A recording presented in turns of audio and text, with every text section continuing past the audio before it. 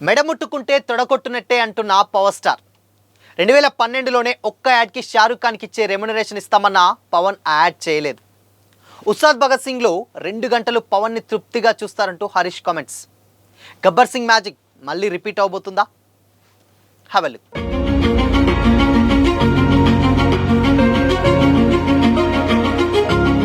Hi hello, welcome to Disha TV. Power star Pawan Kalyan మరియు director Harish Shankar కాంబోలో రాబోతున్న సినిమా ఉస్తాద్ భగత్ సింగ్.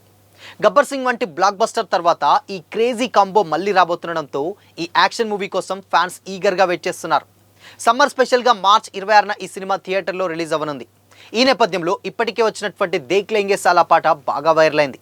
ప్రమోషన్స్లో భాగంగానే ఈ మూవీ యూనిట్ లేటెస్ట్గా సెకండ్ సాంగ్ని రిలీజ్ చేసింది. ఆర్ ఆఫ్ ఉస్తాద్ పేరుతో వదిలినటువంటి ఉస్తాద్ భగత్ సింగ్ సెకండ్ సింగిల్ ఫ్యాన్స్ని ఆకట్టుకునేలా సాగింది. నేను మెడముట్టుకుంటే తొడగొట్టినట్టే అంటూ పవన్ కళ్యాణ్ మేనరిజం, ఆయన స్టార్డమ్, జనాల్లో ఆయన క్రేజ్ను ప్రతిబింబించేలా ఈ పాటను రూపొందించారు. దేవిశ్రీ ప్రసాద్ అదిరిపోయే ట్యూన్ కంపోజ్ చేశారు. Power star Pawan Kalyan elevate చేసే విధంగా లిరిక్ రైటర్ చంద్రబోస్ సైతం లిరిక్స్ రాశారు. ఎస్పీ అభిషేక్తో కలిసి డిఎస్పీనే స్వయంగా ఈ పాటను పాడారు. ఉస్తాద్ భగత్ సింగ్ సినిమాని మైత్రి మూవీ మేకర్స్ బ్యానర్ పై నవీన్ ఎర్నేని, రవిశంకర్ యలమంచిలో నిర్మిస్తున్నారు. ఇందులో పవన్ కళ్యాణ్ సరసన శ్రీలీల అండ్ రాశికన్నా హీరోయిన్లుగా యాక్ట్ చేస్తున్నారు. Parthiban, KS Ravikumar, LB Sriram, Rao Ramesh, Ramky, KGF Avinash ఇతర క్యారెక్టర్స్లో కనిపించనున్నారు. లేటెస్ట్గా ఈ సాంగ్ లాంచ్ ఈవెంట్లో డైరెక్టర్ హరీష్ శంకర్ కొన్ని ఇంట్రెస్టింగ్ కామెంట్స్ చేశారు. పవన్ కళ్యాణ్ డబ్బుకి ఏ మాత్రం లొంగని వ్యక్తి అని కూడా డైరెక్టర్ హరీష్ చెప్పుకొచ్చారు. ఇప్పటికే షూటింగ్ కంప్లీట్ చేసుకున్నటువంటి ఈ మూవీని మార్చ్ 26న రిలీజ్ చేయనున్నారు. ప్రమోషన్స్లో భాగంగా మల్లారెడ్డి విశ్వవిద్యాపీఠలో నిర్వహించినటువంటి ఈవెంట్లో ఆర్ ఆఫ్ ఉస్తాద్ అనేటువంటి సెకండ్ సాంగ్ని లాంచ్ చేశారు మేకర్స్. ఈ సందర్భంగా హరీష్ శంకర్ మాట్లాడుతూ పవన్ కళ్యాణ్ 2 దశాబ్దాలుగా మెడ మీద చేయి పెట్టుకునేటువంటి మేనరిజం చేస్తున్నారు. దానికి మౌఖిక ఎక్స్ప్రెషన్ ఇస్తే బాగుంటుందనేటువంటి ఆలోచన నుంచి నేను మెడ ముట్టుకుంటే తొడగొట్టినట్టే అనే డైలాగ్ వచ్చింది. సినిమాలో ఉన్నటువంటి ఎమోషన్స్కి తగ్గట్టుగా ఈ పాటకి ఇదే హుక్ లైన్ అయితే బాగుంటుందని అనుకున్నా. ఈ లైన్ చెప్పగానే డిఎస్పీ ఎగిరి గంతేశాడు. మాస్ హుక్ లైన్తో కూడా ఫిలాసఫీ చెప్పొచ్చు అని కూడా నాకు కాంప్లిమెంటరీ ఇచ్చాడు. ఆ ఆరాకి ఖచ్చితంగా Oscar పెన్నే కావాలనిపించింది.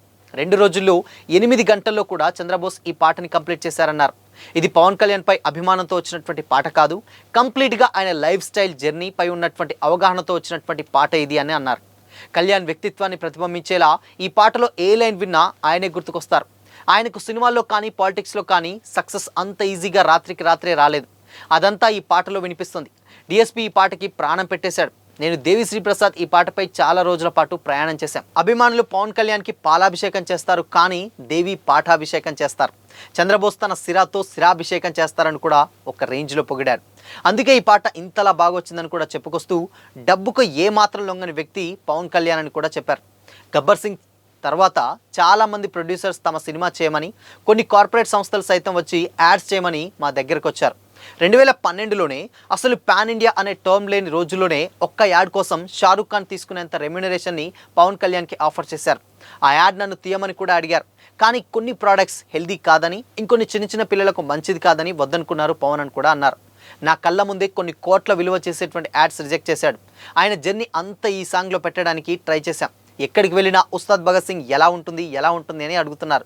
Pawan Kalyan fans, general audiences ఏమేమి కోరుకుంటున్నారో అవన్నీ ఈ సినిమాలో పుష్కలంగా ఉన్నాయని చెప్పుకొచ్చాడు director Harish. Songs, dance, dialogues, entertainment, action, ఆయన డ్రెస్సింగ్ స్టైల్, హెయిర్ స్టైల్ ఇలా మీరందరూ ఏం కోరుకుంటున్నారో ప్రతి ఒక్కటి ఉంటుంది అని కూడా అన్నారు. 2 గంటల 35 నిమిషాల సినిమాలో 2 గంటలు తృప్తిగా పవన్ కళ్యాణ్ మీరు చూస్తారని కూడా హరీష్ చెప్పుకొచ్చారు. సో ఈ సినిమా ఎందుకు అంత ఎక్స్పెక్టేషన్స్ వస్తుంది అని అంటే, డెఫినెట్గా ఓజీ ఏదైతే ఉందో ఓజీ కన్నా ముందు ఈ సినిమా రిలీజ్ అవ్వాలి. బట్ అనుకోని రీజన్స్ వల్ల మేబీ ఓజీ ఫస్ట్ వచ్చేసింది, దాని తర్వాత ఉస్తాద్ కూడా వస్తుంది. అయితే ఓజీ సక్సెస్ అంతా ఇంత కాదు. పవన్ కళ్యాణ్ ఏదైతే హరిహర విరమలు చేసినటువంటి గాయాన్ని, ఆల్మోస్ట్ ఆ గాయాన్ని మాన్పడే కాదు, పవన్ ఫ్యాన్స్ ఆకలి మొత్తాన్ని కూడా తీర్చింది. ఈవెన్ పవన్ ఫ్యాన్సే కాదు, మెగా ఫ్యాన్స్ ఎవరైతే ఉన్నారో వాళ్ళ ఆకలి మొత్తం కూడా ఒక ఓజీ మాత్రం తీర్చేసిందనే చెప్పాలి. బట్ అలాంటి ఒక హై హిట్ తర్వాత వచ్చేటువంటి సినిమానే ఉస్తాద్ భగత్ సింగ్. దానికి తోడు గబ్బర్ సింగ్ లాంటి కాంబో, అండ్ దానికి తోడు పోలీస్ ఆఫీసర్ క్యారెక్టర్, ఇలాంటి చాలాసార్లు సిమిలారిటీస్ ఉన్నటువంటి కాంబో కాబట్టి ఈ సినిమా మీద ఎక్స్పెక్టేషన్స్ అదే రేంజ్లో ఉన్నాయి. సో అందుకోసమనే ఈ సినిమాని ఎలా తీయాలో ఆడియన్స్కి అండ్ ఎస్పెషల్లీ పవన్ ఫ్యాన్స్కి ఎలా కావాలో హరీష్ శంకర్ అలానే ప్లాన్ చేస్తున్నారు. కాబట్టి ఈ సినిమా మీద అంత ఎక్స్పెక్టేషన్స్ వస్తున్నాయి. అయితే స్టిల్ ఇప్పటి వరకు కూడా పవన్ ఆల్రెడీ చేయబోయేటువంటి లాస్ట్ సినిమా ఇదే కాబట్టి ఎక్కువగా హోప్ పెంచుకున్నారు ఫ్యాన్స్. కాకపోతే డెఫినెట్గా అటు రాజకీయాలని ఇటు సినిమాలని రెండు కూడా బ్యాలెన్స్ చేస్తాను, సో నాకు ఆదాయం వచ్చేది సినిమాల నుంచెల్లే, నేను పార్టీని నడిపించాలన్నా ప్రజాసేవ చేయాలన్నా కానీ సినిమాలే నాకు మార్గం కాబట్టి డెఫినెట్గా సినిమాలు తీస్తాను అండ్ ఇక్కడ రాజకీయాలు చేస్తానని కూడా ఆయన ఎప్పుడోనే ఒక క్లారిటీ అయితే ఇచ్చాడు. అయితే ఈ సినిమా మీద ఎందుకు అంత ఎక్స్పెక్టేషన్స్ అంటే ఉస్తాద్ భగత్ సింగ్ అనేది ఆ టైటిలే ఒక వైబ్రేషన్ టైటిల్ అనమాట. అండ్ దానికి తోడు ఉస్తాద్ భగత్ సింగ్ అంటే భగత్ సింగ్ లాంటి క్యారెక్టర్ అక్కడ అంటే ఆ మ్యానరిజం ఏదైతే ఆ క్యారెక్టర్ ఉంటుందో అది పవన్లో చూసేటువంటి విధంగా హరీష్ శంకర్ చాలా పక్కా ప్లాన్ తోటి డిజైన్ చేసినట్టు తెలుస్తుంది. దానికి తోడు ఇందులో power star police officer character, so police officer character and దాని తర్వాత భగత్ సింగ్ అనేటువంటి ఒక వైబ్రేషన్ ఉన్నటువంటి నేమ్, ఇవన్నీ కలగలిపితే సినిమా ఎలా ఉండబోతుందో ప్రత్యేకంగా చెప్పాల్సినటువంటి అవసరం లేదని కూడా చాలా క్లియర్గా అర్థమవుతుంది. దానికి తోడు అక్కడ DSP music, so DSP music కూడా ఏ రేంజ్లో ఇంపాక్ట్ చూపిస్తుందో తెలుసు. ఒక్కొక్క పాటని ఒక్కొక్క స్టైల్లో ఆయన తీస్తుంటారు. ఎస్పెషల్లీ ఇక పవర్ స్టార్ కంటే అసలు దేవి ఎక్కడ లేని టాలెంట్ అంతా తీసుకొచ్చి మొత్తం అంకితం ఇచ్చేస్తారు పవన్కి అని కూడా చాలా కామెంట్స్ ఉంటాయి సోషల్ మీడియాలో. సో అందుకోసమని ఈ సినిమా మీద అన్ని ఎక్స్పెక్టేషన్స్ అంత బజ్ అయితే ఇప్పుడు క్లియర్ అయింది. అది ఇంకోటి ఏంటంటే ఇప్పుడు ఈ సినిమా ఆల్రెడీ ఎప్పటి నుంచో రిలీజ్ డేట్ ఏంటి, ప్రమోషన్ సరిపోతుందా అంటే ఎస్ డెఫినెట్గా సినిమా షూటింగ్ కంప్లీట్ అయిపోయింది. ఇక ప్రమోషనల్ ఈవెంట్స్ మాత్రమే బ్యాలెన్స్ ఉన్నాయి. సో ఆ ప్రమోషన్స్ కూడా చాలా గట్టిగా ప్లాన్ చేస్తే ఆబ్వియస్గా డెఫినెట్గా దానికి ఉన్నటువంటి సిచ్యువేషన్స్లో ఉన్నటువంటి సినిమాని ఉన్నటువంటి టైంలో ఈజీగా ప్రమోట్ చేసుకోవచ్చు. ఇక టెక్నికల్ వర్క్స్ కానీ పెద్ద పాన్ ఇండియా రేంజ్లో కాదు కాబట్టి ఈ సినిమా కొంచెం పాజిటివ్ టాక్ వచ్చినా కానీ హై ఎక్స్పెక్టేషన్స్లో ఉన్నటువంటి సినిమా కాబట్టి మంచి కలెక్షన్స్ రాబట్టడంలో ఎలాంటి డౌట్ లేదు. ఎందుకంటే సినిమా రీజనల్ ఫిలిం కాబట్టి పాన్ ఇండియా రేంజ్లో రిలీజ్ చేయట్లేరు కాబట్టి పెట్టేటువంటి బడ్జెట్కి వచ్చేటువంటి కలెక్షన్స్ చాలా ఈజీగా ఉంటుంది కాబట్టి అది ఎంతో కొంత ప్లస్ అయ్యేటువంటి ఛాన్సెస్ ఆబ్వియస్లీ ఉంటూనే ఉంటుంది. ఇకపోతే హరీష్ శంకర్ డైరెక్షన్ ఈ మధ్య కాలంలో కొంచెం మిస్టర్ బచ్చన్ తోటి కొంచెం బాగాలేదు అని చాలామంది అన్నారు. బట్ మిస్టర్ బచ్చన్ డిసప్పాయింట్ చేసినా కానీ ఉస్తాద్ భగత్ సింగ్ కాబట్టి ఈ స్టోరీ లైన్ ఎప్పటి నుంచో అంటే ఆల్మోస్ట్ 12 అంటే 2012లో వచ్చినటువంటి సినిమా ఇప్పుడు 2026 అంటే ఆల్మోస్ట్ ఒక 16-17 ఆ ఇయర్స్ అంటే దాదాపు 10 ఏళ్ల తర్వాత వచ్చేటువంటి సినిమా కాబట్టి ఈ సినిమా మీద ఎక్స్పెక్టేషన్స్ ఆ రేంజ్లో ఉన్నాయి. బట్ మళ్ళీ Gabbar Singh combo magic repeat అవుద్దా అంటే డెఫినెట్గా రిపీట్ అయ్యేటువంటి అవకాశాలు ఎక్కువగా కనిపిస్తున్నాయి.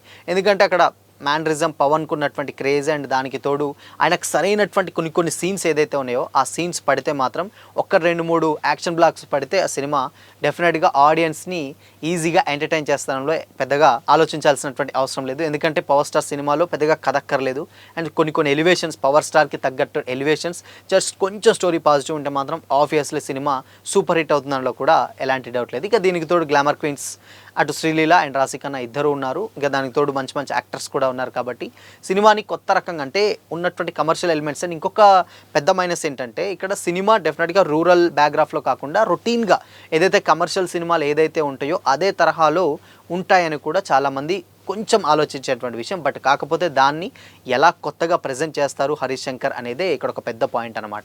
సో చూద్దాం మరి మేబీ డెఫినెట్గా ఉస్తాద్ భగత్ సింగ్ సెకండ్ సాంగ్ అయితే ఆబ్వియస్గా గూస్ బంప్స్ తెచ్చేటువంటి రేంజ్లో సెకండ్ సింగిల్ రిలీజ్ చేశారు. ప్రమోషన్స్ అంటే ప్రమోషన్స్ కూడా ఆబ్వియస్లీ స్టార్ట్ చేశారు. ఇక మార్చ్ 26 కాబట్టి డెఫినెట్గా ఆల్మోస్ట్ సినిమాకి దగ్గర పడుతున్నటువంటి టైంలో ప్రమోషన్ స్పీడ్ కూడా పెంచేశారు. ఇప్పుడు ఉన్నటువంటి టైంలో ప్రమోషన్స్ చేస్తే సినిమాకు విపరీతమైనటువంటి బజ్ ఏ ఛాన్స్ ఎప్పుడైనా కానీ ఈజీగా రావచ్చు అనేది ఒక క్లారిటీ అయితే వచ్చింది. సో మరి హరీష్ శంకర్ అండ్ దాని తర్వాత డిఎస్పి అండ్ దాని తర్వాత పవర్ స్టార్, సో ఈ ముగ్గురు కాంబోలో వచ్చినటువంటి గబ్బర్ సింగ్ ఏ రేంజ్ ఇంపాక్ట్ చేయించిందో ప్రత్యేకంగా చెప్పాల్సిన పని లేదు. సో మరి ఇప్పుడు అదే కాంబోతోటి ఉస్తాద్ భగత్ సింగ్ కూడా రాబోతుంది.